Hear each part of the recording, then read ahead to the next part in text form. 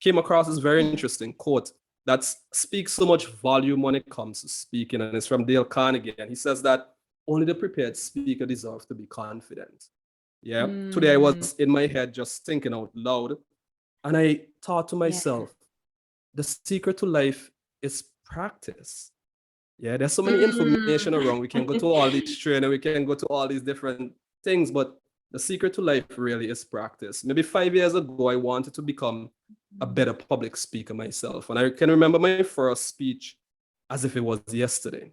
And I bought this book, and it was a book from Dale Carnegie, and I was reading, and I thought it would have been easy. But what I realized, most great speakers prepare. They prepare, they prepare, they prepare, they practice, they practice, they practice. And on the day of my speech, my hands were shaking so much. I couldn't even hold the mic. I prepared so much, but my hands were still shaking. And I was like, oh my gosh, what's going on? Till I didn't even take the mic. And when they asked me if I wanted the mic, I was so confident, like, no, I don't need the mic. Everyone can hear me. However, the great thing about that experience is that the more I showed up and practiced speaking, the less my hands shake. Yeah. So remember, all the prepared speaker deserve to be confident. Hi there, Adrian here, and this is a video from a Zoom session that we do. We do these Zoom sessions every Sunday, and we take questions and answers from the audience. Some of our students, some of our members. We never know what questions are coming up, so I'm always excited to do these sessions, and I hope to see you at one of them. Make sure you hit the subscribe button below and check out the other playlists that we have. Thank you, enjoy.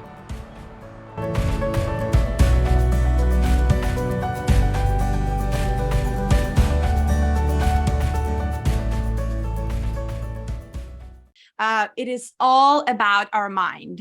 It is all about our mind. So no matter what you do, you need to work on your mind in order to become a confident speaker. And some things you can do externally, like practice, the thing that Dino mentioned, right? You can practice and practice and practice. This is something you do every day or every month. You give a speech.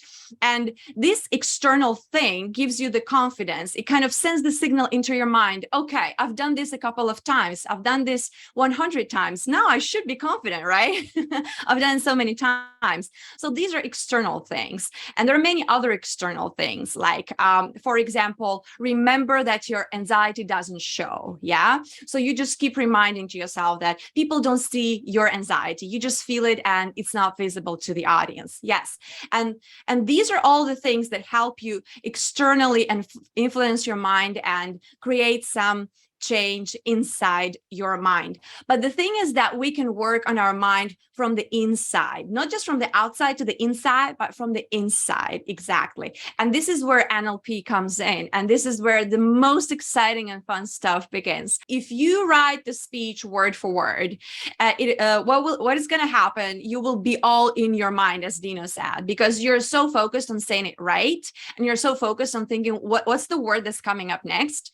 So the best way to deal with this situation is to shift focus. So whenever you're on stage, think about your audience. Think about how you can be of value and of service for them.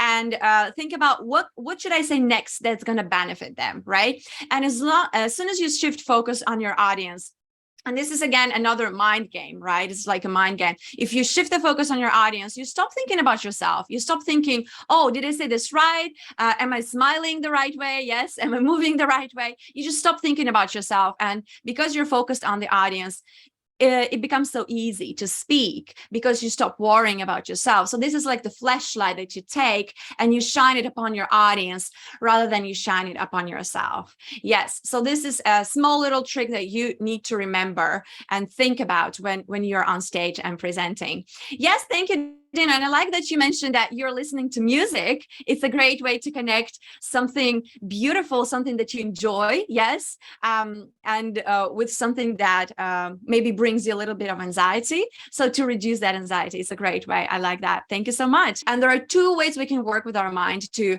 boost our confidence when we're on stage. The first one is actually building the confidence mindset. This is number one. And the second one is reframing your anxiety. This is also a huge chunk punk in public speaking.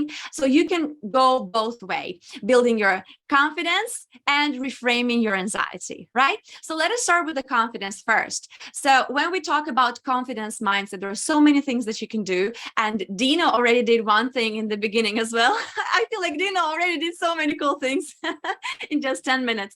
So he said, what are we grateful for today? Yes, what are we grateful for? And the same thing you can do to boost your confidence. Yes, what are you proud of for yourself? What have you achieved so far? What are the things that you have recently done that make you proud, make you feel proud? Yes. Another thing that you can do when you're working on your confidence is you can actually create the list of things that you have achieved, right? So right now you've shared things with others, and you achieved a lot of support from the community. So it's one fantastic thing. Join the Motivate community to get a lot of support. Another thing is actually you can get a long list of your achievements. Very often it happens that we tend to underestimate our achievements, yes, or we forget about them. It feels good in the moment, right? When we've just achieved something. Oh, I got A on that test, right? My test score is A. It feels good in the moment, but maybe in a couple of years you just forget about it, or it becomes irrelevant. So make sure you keep the list of your achievements. Do not devalue them, because they matter at that moment, and they are the things that help you grow, and they've shaped who you are today. So what I would suggest is to have a long list of your achievements, like a piece of paper, and stick it somewhere where you can see it every day, and you can remind yourself of how great and talented you are. And always, if there is another achievement, small or big, just add it to that list. You can also keep a jar, and you can write on a piece of paper your achievement and put it in the jar. And by the end of the year, you can take them out of the jar and read all of your achievements through the year. This is a great exercise. This is a great thing to do. And the last thing about confidence I'd like to mention before we go to speech anxiety is that, guys, I want you to truly believe in one thing, that we all come to this world with some kind of talent.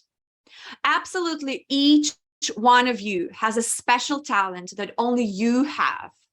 And the world needs that talent. And this is something that can, if you realize that, this is something that can boost your confidence and remind you that you're very special, you're very unique, and you're here on this earth for some reason, for some purpose. And when you give a speech, remember that, because I'm pretty sure that all the speeches that you craft, all the speeches that you make, they somehow are penetrated by this purpose, by your talent that you would like to share with the world. This way or the other, no matter what topic you're speaking about, you will be sharing a piece of yourself, you will be sharing a piece of your talent. So remember that, and this should boost your confidence and bring you more confidence. So work in your confidence mindset. There are so many other tools that we don't have time to cover today, but remember that working on your confidence mindset is extremely important. So now I'd like to jump into speech anxiety. Yes, so on the one side, we can work on becoming more confident. On the other side, we can work on managing our anxiety. So as Dina mentioned in the beginning, you come up on stage and you feel nervous, right? You got that shaking. What is anxiety? So let us all brainstorm together. Let us stop and think for a moment. What is anxiety? How does it feel when you experience speech anxiety? And please type in the chat box. What do you experience? What sensations do you have in the body when you think you experience speech anxiety? Some people may feel that their legs are shaking, yeah, or maybe hands are shaking. Some people may feel like legs are going numb, or you feel like you're going to fall down. Different body sensations, right? So now my question to you would be, when you feel those feelings, yes, how do you know that this is anxiety? Now I have another question for you. Do you remember the first time when you fell in love? I hope you do. I hope you do. So the first time, that beautiful magic feeling of falling in love, did you have that tight feeling in your chest? Did you have something in your stomach? Did you have some kind of a feeling in your body when you went on the first date and maybe your legs were shaking or your body was shaking. How do you know at that time that that was not anxiety? A lot of things were shaking too. Yes.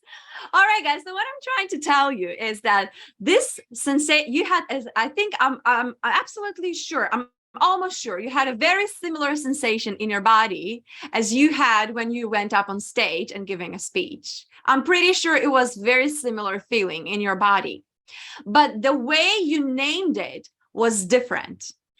When you come up on stage, you say, okay, I'm nervous, I'm afraid, I'm anxious. When you come up on your first date, yes, maybe you're anxious, but in a beautiful and romantic way. Yes. And this is something beautiful and nice, or maybe you're excited. So this is all about how your mind labels those sensations. Yes, you can either label it, oh, this is anxiety and this is something bad, or you can label it, this is excitement, as Darko said, this is something good, this is something beautiful, right? And actually, we do need stress, we do need anxiety, because it brings the level of excitement in your body. Yes, it brings the level high, and this is something you need to perform well. If you do not have anxiety at all, the so-called anxiety at all, then when you come up on stage, you won't perform that well. You won't be excited, you won't be pumped up. So you do need that. So you actually have it because you need it. And now we're going back to one of the most important statements that we talk about in neurolinguistic programming, in NLP, that can help you with anxiety and can help you build confidence, is that every behavior that we do has a positive intention. No matter what happens, no matter what behavior you perform, it has a positive intention. There is something positive about it. Yeah. So now let us go back. Let us go back to that. You guys raised your hand and you told me that some of you performed on the stage, gave a speech in front of the audience. So now I want to ask you, when you came up on stage, yes, how did you feel? So maybe you would say, I felt anxious. Yes, I felt anxiety. And my next question would be, after you felt anxiety, what did you do next? Boom! You made it here! Good on you. Make sure you click the subscribe button below and check out the playlist at the end. If you'd like to come along to our Sunday sessions where we host a live free Q&A for our students and members, you're welcome. I'll see you there.